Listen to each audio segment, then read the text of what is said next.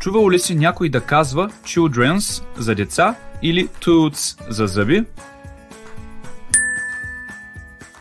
А ти самия някога използвал ли си тези думи? Знаеш ли, че това е грешно?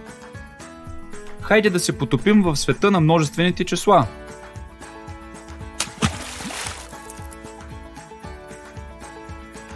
Знаеш ли, че най-често образуваме множествено число, като добавим s към съществителното име? Например, book, книга, става на books, книги. А table, маса, става на tables, маси. Но внимавай, защото при някои думи, като например тези, които завършват на O, добавяме es. Например, potato, картоф, става на potatoes, картофи. А tomato, домат, става на tomatoes, домати. И още нещо много важно. Не забравяй за неправилните форми. Те обикновено се учат наизуст.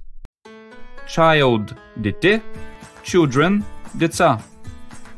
Tooth – зъб, teeth – зъби.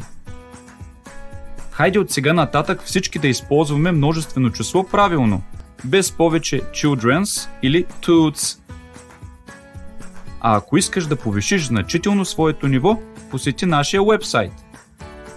Довиждане от мен и до следващия път!